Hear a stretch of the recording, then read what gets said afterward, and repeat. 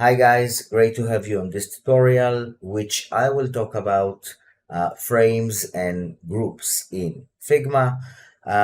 Definitely a question that pops up quite a lot. What should I use, a frame or a group? What is the difference between a frame or a group? Sorry, between a frame and a group. And after this tutorial, I believe that you will understand that actually they are nothing alike. I mean, a frame is a completely different creature than a group. But of course, when you are migrating from other design softwares or just beginning in Figma, then maybe you are asking yourself, because in other design softwares, you are used, or we, I mean, also me, when I used other design software, so we kind of like used to use groups, which are quite kind of like intuitive. And of course, we used a lot of groups a lot of times and so on. And then suddenly you're kind of like, a frame, what the hell is a frame? How does it behave? What's the difference? And so on. So let's see the differences and understand them. And I've been hearing sounds lately which are saying never use a group again. Figma needs to delete the control or command G and so on. Well, usually I don't like to be that dramatic or fanatic about about these things. I'm just saying that after you understand, so use wisely in your designs, whatever you want to use. I will just say that me personally, of course, I definitely, I can say 99.9% of the cases, I will use a frame. Sometimes I use groups. Okay, depends on the case, but let's see how it all works. I talked a lot, so let's get to it. So, creating a group, pretty simple. Let's say that I throw here just two elements. I select them together. I can either control or command G on my keyboard or right click and group selection. Maybe take this selection and make it a group, which is pretty straightforward and simple. So now I have them grouped. I have here a group 1. If I click on that group, I see them both here. Both of these elements, the ellipse and the rectangle, are inside the group. I can move them together because they are grouped right now. I can double click on one of them and move it inside the group. Okay, let me give this one a different color. I can double click this ellipse, Control D or Command D to duplicate it, and I can move this element within the group, and you will see now that when I click on this group, now the bounding box became bigger. Okay, it follows the number and the actually the space that all the elements inside it take. So it's being kind of like the bounding box will be always around them. Okay, again, if I take another one, Control D, and I will put it here. So now this will be my group.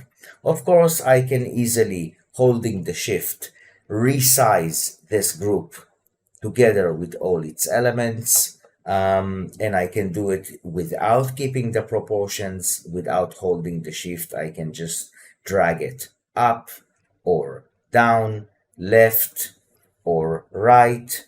And I guess that when we're talking about a group, this is pretty much it. I mean, there is no that more to say about the group.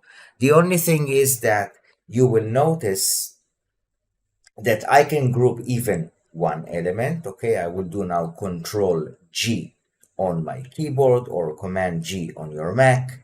And now this element is grouped. I can group one element, but when a group cannot exist without elements inside it. And this is something to be remembered. So notice that when I drag this rectangle outside of the group, it will disappear. Okay, because a group is not a living creature by itself. It cannot exist without elements inside it. Okay, so this is a group. It's familiar. It's similar to what you know from other design softwares. In other design softwares, in XD, I know that it behaves the same. When you take elements outside of the group, it just deletes itself, which is good. But in Photoshop and Illustrator, actually, I'm not that sure if you leave an empty group, if it does stay there or not. I think it does stay. Never mind. Anyway, we're talking about Figma, so let's talk about Figma. So, as I said, a group, said and described a group. This is pretty much it, and I don't think that there is that much more to show on a group.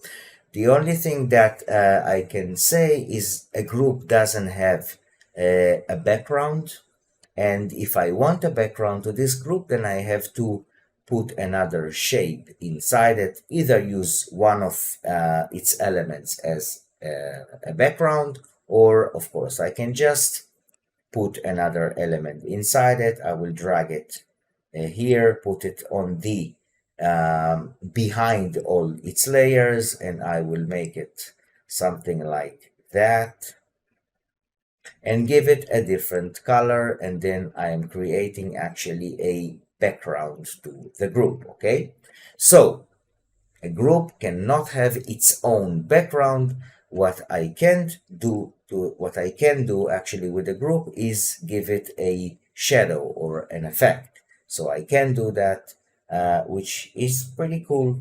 And basically, that's about it. Okay, I've said it a few times already, but I keep repeating myself. But anyway, um, notice the fact that actually if I am deleting or hiding the background, so because I gave it a shadow effect, so now the shadow becomes to all its elements and not the group itself because it doesn't have a fill. Okay, if I turn on the fill again, the shadow will be to uh, the whole area of the group, actually to the background of it. I mean, right now, you will see that the shadow is on the group itself. Okay, it's not on the background element, but on the group itself. So that's a group. And now let's see what happens with a frame. Now, to begin with, I will say that a frame is a container. Okay, it's a container that holds elements inside it, and it can also be without any elements. It's a creature that lives on its own. Um, Usually, of course, I will make a frame when I will want to hold at least one element inside it or more. One element that because it's a container, so I can put also one element inside it, align it to it, or just hold it as a container that holds it, and so on. I'm creating a frame here. This is also a frame, by the way. Of course, whatever holds the screen. I mean, I can do it also on the outer space here, but I don't have to. I can just put it all in a frame, and that's okay. So, if I do, by the way, a frame inside the frame, you will notice that as a default, it doesn't have a fill, okay, because it's a container that holds content inside it usually. Then the default behavior is without a fill when it's inside another frame. If I will do a frame here, you will see that the default will be a white background, okay, because this is the first frame that probably will hold other elements inside it. So that is just to understand this behavior, and I will give it now a background. So I can give it any background as a solid background or a linear background, image background, and so on. Meaning that if I choose a solid background with this frame, I can give it this color, I can give it a linear color, I can give it all kinds of other kind of different types of gradients, and an image. An image can also be the background of my frame, same as I do in a shape, okay, with a shape. So it behaves quite the same. I can give this frame actually round corners. I can give it any design properties that are possible to give to a frame, which most of them are, as you can give any shape. So let's say also an effect, a shadow, for example, something like that, which is not going to look very great with this color, but anyway, just to, of course, to explain and understand that a frame, first of all, is an element that is stand alone because it's a container of content. Of course, probably in most cases, I mean, I will use a frame to hold at least one element or more. Okay, so I can just take any shape, any element, and just either draw it inside this frame. Sorry, let me move this to the side for right now. We don't need it here. And I can give it a bit of a darker color. So you see now that I have this frame. I have this element inside this frame, which is frame 4. And I can also draw a shape outside of the frame and just drag it inside to it. And now it will be placed in the frame. If it happens that I'm placing an element on a frame and it doesn't go in it, meaning you get a situation like that, you can just easily drag it inside the frame and now it will belong to it. A frame also can be resized regardless of the elements inside it, okay? This is the container that holds them. It doesn't behave exactly or not at all as a group. So look at that. I can resize this frame without the elements that are inside it, not like we have seen in a group. Why is it happening? Because of the constraints of these elements. I have a full tutorial, by the way, about constraints. I'm not going to go like deeply into constraints here. Going to explain that kind of like in a nutshell, just a bit to understand more or less, to kind of like get the idea of what is constraints actually. And you can see the tutorial about the constraints, which explains that in full, which will give you much more knowledge about all the constraints thing. So when I double click on this element, you will see these dotted blue. I will make it maybe even a bit brighter. It will be easier to see, I guess. Double click on this rectangle. You will see these blue dotted lines, top and left. These are the constraints that you see here, meaning that tells the element inside the frame how to behave when the frame is being resized either to the sides or top or bottom. So, meaning that the frame also have a responsive behavior, or more right to say, the elements inside the frame are responsive to its resizing. So now if I will resize this frame right now, you will see that these elements actually do nothing. They stay put, and then nothing happens with them because they are constrained into the top and left, and this one as well, because this is the default behavior that is given to any element that is being inside a frame. If I will put the circle, it doesn't really matter where I put it actually, but if I will give the circle to be constrained to the right, now you will see that when I resize this frame, the circle keeps the distance, the same distance that it's being positioned from the right side. It will always keep it. I mean, I can double click it and put it maybe here if I want. And now when I will resize the frame, the elements move with it. Okay, they are responsive to the frame that they are sitting inside. Okay, so now I can also, by the way, use the frame for creating elements such as buttons, for example. I can draw a frame. I can give it, as I showed here, exactly. I can give it a background color and round corners, and I can throw text inside, and I have a button. Of course, I would make the text smaller, do it something like that, and there we have a button. So meaning that, second, let me give it kind of like, okay. So, meaning that we don't have to give the frame, as I mentioned before, a background to have a background. Okay, we don't have to give it a background shape in order for it to get a background. And now what we did here is we created a button just from the frame and text inside it. Pretty cool. Okay, now this text, by the way, can be responsive to the frame itself, meaning I can give it, let's say, on the horizontal center. And when I will resize this frame, you will see that this text stays on all the time in the center of that frame, which actually we created our button with only with that frame.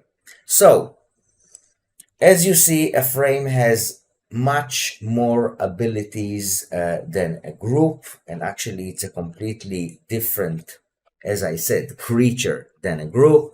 And probably you will, when you will get kind of like get used to create with frames and not groups, I do believe that most of your elements will be built with frames, even taking it further, constraints, giving it an auto layout behavior. I also have like a tutorial about that. So again, you should see it and see actually what you can do with frames if you didn't or don't know that.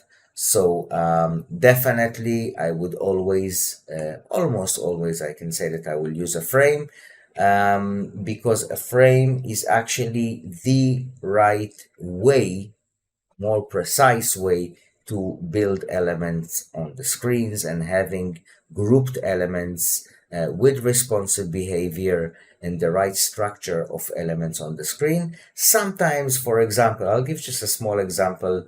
Let's say if I have a button which is something like that. Okay, do something like that. And let's say that I have a background to this button, something like that. So actually, there are situations which I am kind of like doing it in a quick way. Let's say I do have something like this, so I can just group it, and I have this icon, fast, nice, and easy.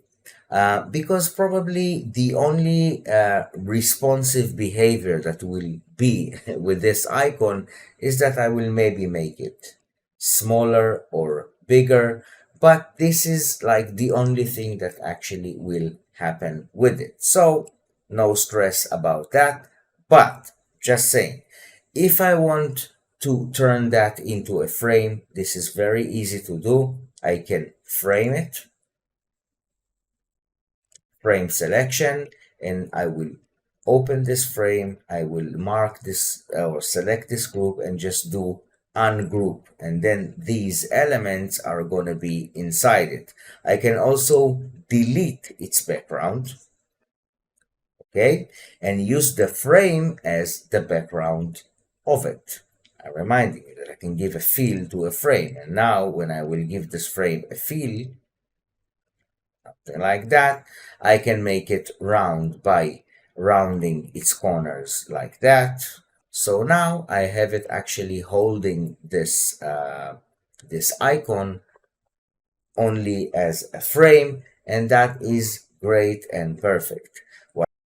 I can select these three circles inside it and frame them as a frame to themselves. I can do that either right clicking and frame selection, or with this shortcut, and I will give this frame now. It can be actually also a group, but depends on if I want any responsive behavior on it, let's say further ahead, which I believe not, but anyway, it can be a frame or a group for that matter. I don't think it matters that much. And I can give it in the constraints, I can give it a center and center. And now when I will scale this frame, you will see that holding the shift button, of course, I can scale it and it will always stay in the center of this frame. I can also make it a square one if I want, a rectangular one like that easily, and change its size, and it behaves responsively all the way. Okay, and another thing that the frame has, which I didn't talk about yet, is the clip content behavior, which is a great, actually amazing ability and feature, which sometimes, or in a lot of cases, it can even replace the mask that we sometimes want to use on elements on the screen. It doesn't replace it completely, because we can do a mask from any shape, and a frame, as you can see, is only a rectangle or can be round corners. Okay, so it doesn't replace it all the way, but it definitely does an amazing job. Meaning, when I have this clip content clicked or checked actually on the frame, so notice that any element that I will take outside the borders of this frame, you will see that the frame is covering it and you don't actually see it, or I'm deciding actually which content do I want to show or hide. Now ask yourselves why. The reason is that, first of all, because this is what I want to do. That is the first reason. And the second reason is that a frame also has a scrolling behavior, which that is an amazing thing to itself. Okay, and very great. I'm not going to go into prototyping and show exactly now how to do it. I'm just saying that, for example, if I have a frame, let's say that I have a screen here, which is, as we said, it's a frame, and I'm having some kind of something like this. I want to do, yeah, something like that. And again, you don't see these rectangles because I have the clip content on it. And when the clip content is selected, now I don't, because I deselect it. I uncheck this box so I can see the content which is outside the frame, and that is great if we do want to keep and designing it and do some, I don't know, change the images or do something else, just buttons or whatever. But you will see that as long as these rectangles are inside this frame, okay, they belong to this frame. It doesn't matter that they are physically actually outside the borders of this frame, so it still holds them. If I will check the clip content on this frame, we will not see the elements that are outside of its borders. I can give a scrolling behavior to this part. I can select all these rectangles, right click, frame selection, and I can give it a scrolling behavior specifically to this frame or even this frame.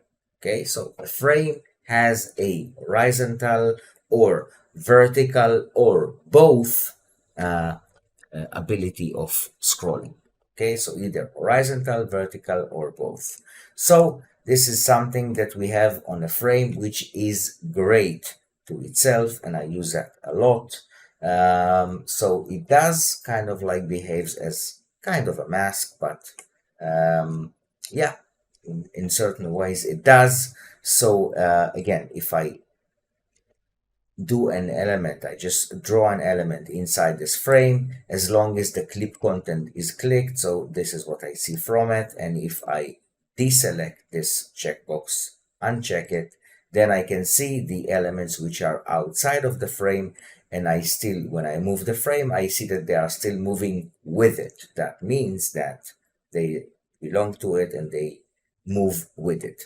The last thing that I want to do, I have talked a lot. So the last thing I want to talk about is resizing a frame with the elements inside it. This can be a bit frustrating if you don't know how to do it. Notice the fact that if I have this frame here and I have this rectangle and circle, yeah, I'm just working with or showing it with simple shapes because that's good enough to understand how it behaves. So, two ways that I can actually do that. One I like more, one I like less, and I will explain why. Now, notice the fact because of what I explained on constraints, okay, that thing here.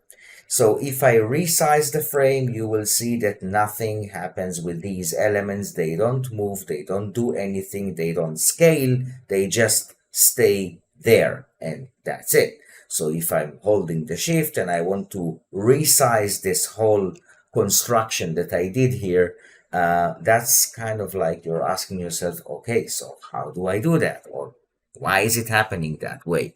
It's happening because of the constraints and the responsive behavior that the frame has, but we can still do it, as I mentioned, in two ways. One way is we can just select the scale tool and then it scales the frame with the elements inside it. I like it less because, as you see, it doesn't give you round pixels. And sometimes when you scale, when you use the scale tool and it runs over all the sizes and it just, resize it to whatever comes out to.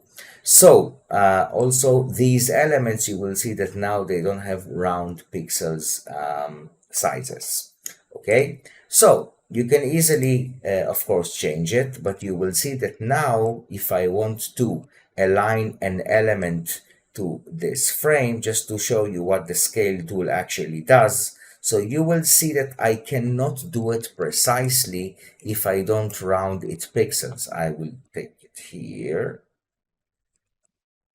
Let me see actually the height of it.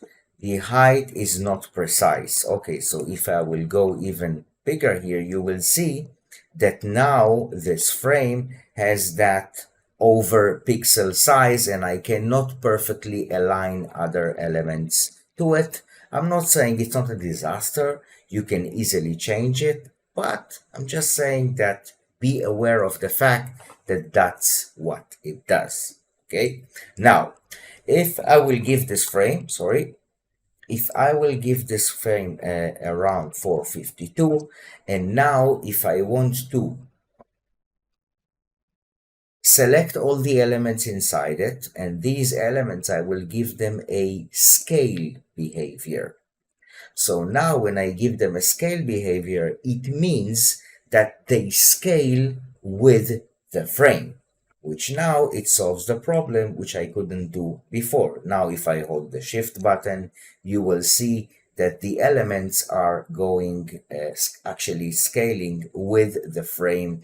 Yes, I believe that it sometimes can be a bit annoying if we have a lot of elements inside the frame. Starting to select each and every one of them can be a bit frustrating. It depends how many elements we have in this frame.